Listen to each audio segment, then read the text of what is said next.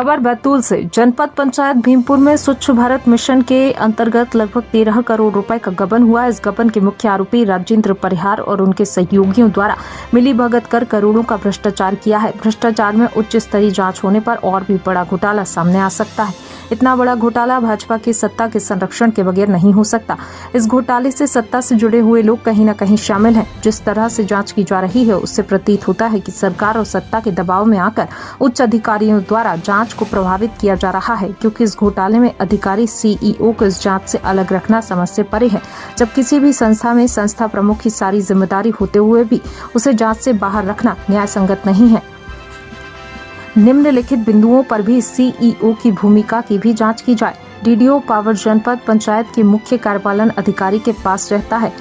PFMS voucher पर अधिकृत अधिकारी सीईओ ही रहता है। बैंक अकाउंट में भी अधिकृत अधिकारी सीईओ ही रहता है। कंप्यूटर ऑपरेटर सीईओ के अधीनस्थ रहते हैं। ऐसे में डिजिटल हस्ताक्षर के माध्यम से इतना बड़ा भ्रष्टाचार बिना सीईओ के संज्ञान में लिए हो ही नहीं सकता। इस घोटाले में जिला पंचायत के अधिकारियों के साथ ऑडिटर की भी भूमिका संदेह के घेरे में है। जब 4 से 5 वर्षों से ये भ्रष्टाचार चल रहा था तो बड़े प्रशासनिक अधिकारी आखिरकार क्या कर रहे थे? इससे सीधा प्रतीत होता है कि भ्रष्टाचार में इनकी भूमिका भी संदिग्ध है। मामले की गंभीरता से जाँच की जाए तो कई चौंकाने वाले नाम सामने आ सकते हैं।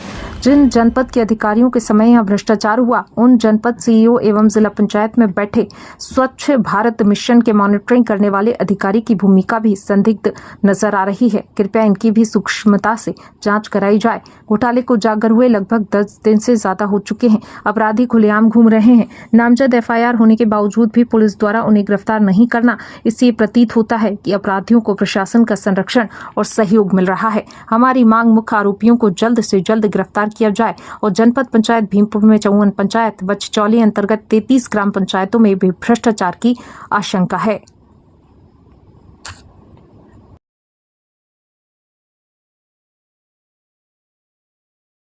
यानी प्लानिंग है कि आप किस तरीके से इस जो धरना प्रदर्शन को जारी रखेंगे? अभी हमारे जिलाध्यक्ष महोदय जी ने तहसीलदार महोदय जी को चेतावनी दी है। अगर ये 7 दिन के भीतर में हमारी समस्याओं का निराकरण नहीं होता है तो हम यहीं पर रोज सड़क पर बैठ करके सरकार के खिलाफ उग्र आंदोलन करेंगे और सरकार को हमारे सामने आना होगा और जनता की समस्याओं को दूर करना होगा। उसकी हमने चेतावनी आदरणीय जिलाध्यक्ष जी ने दे दी। अच्छा, अभी जैसे आपने जो मांग की है टीआई साहब से और आगे कि कुछ बीजेपी के जो नेता हैं उन्होंने जो आपको विघटनकारी और तमाम प्रकार की जो चीज़ें कही है, तो उसके लिए आप क्या रूप?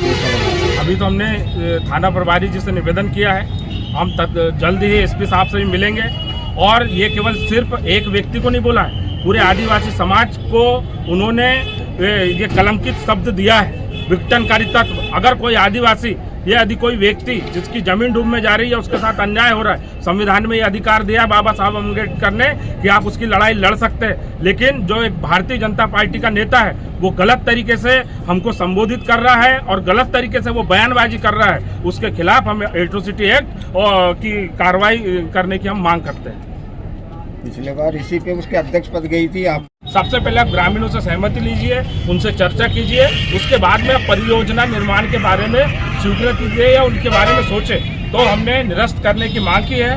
दूसरी बात, जो एक ढेंगना परियोजना है, वहाँ के ग्रामीणों से भी नहीं पूछा गया। वहाँ पे जिला प्रशासन ने ढेंगना परियोजना बनाने की बात कर दी, तो हमने ढेंगना परियोजना को भी निरस्त करने की मांग की है। तीसरी बात, जो 13 करोड़ रुपए का जो गबन स्वच्छ भारत मिशन के नाम पे भीमपुर जनपद में और चिचौली में हुआ है, हम उसमें दंडात्मक कार्रवाई करने के लिए और उसमें प्रदेश के और संभागीय स्तर के वरिष्ठ अधिकारियों की एक जांच कमेटी बने और जो दोषी लोग हैं उसमें निष्पक्ष रूप से जांच करके दोषियों पे कार्रवाई करने की हमने मांग की है। और जो अपराधी अभी तक बाहर घूम रहे हैं, जिनके खिलाफ नामजद एफआईआर, उन लोगों को गिरफ्तार करें। इसको लेकर भी हमने महामहिम राज्यपाल महोदय जी को ज्ञापन दिया है। और क्षेत्र की अन्य समस्या है, जैसे बिजली विभाग अपनी मनमानी कर रहा है, लगातार गांव की बिजली काटते जा रहा है, तो हमने ज्ञापन के माध्यम से ये भी अनुरोध किया है कि जहां जहां की बिजली कटी है वहां की लाइन जोड़ी जाए। हमारे ग्रामवासी अंधेरे में नहीं रहेंगे, उनको पीने का पानी तक नहीं मिल पा रहा है, इसलिए बिजली प्रदान की जाए। दूसरी जो सड़कों की समस्या है, छोटी मोटी अन्य जो समस्या है, जो लगातार आदिवासियों के ऊपर जो अत्याचार शोषण की घटना हो रही है, इन सब पर अंकुश लगे, इस संबंध में हमने ज्ञापन दिया। अच्छा।